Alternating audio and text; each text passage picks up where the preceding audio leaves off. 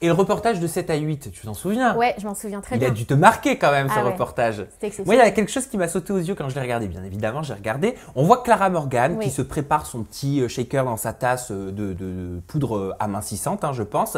Et on entend le journaliste qui dit « Mais elle le met dans du lait alors qu'il fallait le mettre dans du soja. Mais c'est pas grave pour la photo, elle le fait quand même. De plus, nous nous sommes renseignés et il n'y a en aucune façon marqué qu'il s'agit de posts sponsorisés sur les réseaux sociaux. T'as dû un petit peu être étonnée, non? Ouais, j'étais assez étonnée. Pourquoi? Parce qu'en fait, on a fait ce rendez-vous-là. Donc, Clara a eu la gentillesse de communiquer là-dessus, ce qui est nouveau aussi, parce qu'il y a pas mal de célébrités avant qui ne voulaient pas communiquer. Refusent. Là, de plus en plus, il y en a qui comprennent que bah, non, c'est l'avenir, donc ils y vont. Et Clara en fait partie. Elle a expliqué beaucoup de choses, Clara, pendant l'interview, j'étais là. Et c'est dommage que ça ne soit pas ressorti, mais bon, ça, c'est pas grave.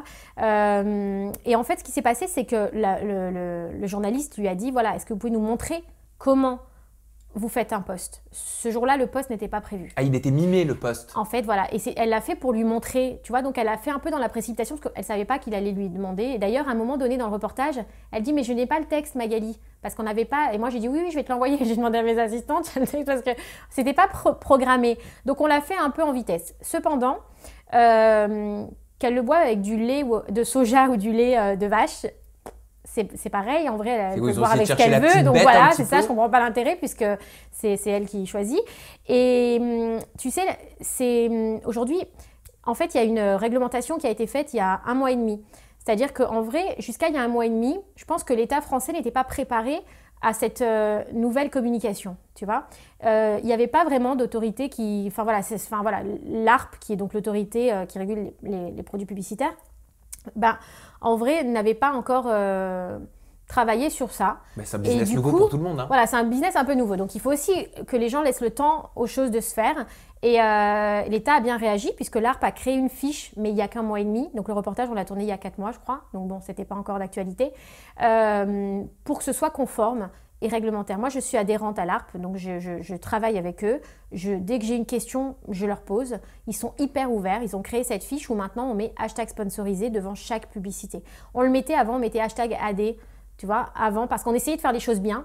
Mais en vrai, on ne savait pas trop ce qui était bien, pas bien, parce qu'il n'y avait rien. Il n'y avait pas de réglementation. Voilà. Et aujourd'hui, l'ARP a créé cette différence entre de la publicité et un influenceur. Et du coup, on a une fiche à respecter. Par exemple, un influenceur, si tu veux, la différence avec une publicité, c'est que la publicité est mise en scène par un photographe ou alors un caméraman, tu vois. Scénariste. Voilà, un scénariste. Alors qu'en vrai, la publicité qu'ils font les influenceurs, donc la publicité des influenceurs, c'est une photo qui est libre. C'est-à-dire qu'ils doivent le mettre, ils sont influenceurs, ils doivent montrer ce qu'ils ressentent et ce qu'ils ont envie de montrer eux-mêmes. Personne ne leur dicte, tu dois prendre la photo aujourd'hui assis sur un fauteuil blanc. Tu vois, ça n'existe pas. Personne ne fait ça, en tout cas, je parle pour mon agence. Donc, ils sont influenceurs, tu vois, parce qu'ils le présentent comme ils le veulent. Mais par contre, ils doivent montrer qu'effectivement, il y a un contrat entre la marque et eux.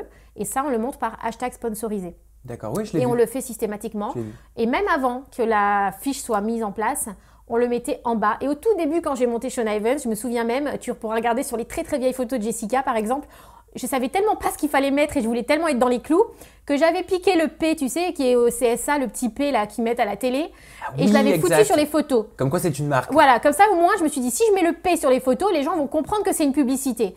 Et en vrai, on m'a dit non, mais ça c'est pas la peine. Et c'est l'État qui m'a dit non, ça c'est pas utile, il faut juste mettre le hashtag sponsorisé. Et on le fait systématiquement.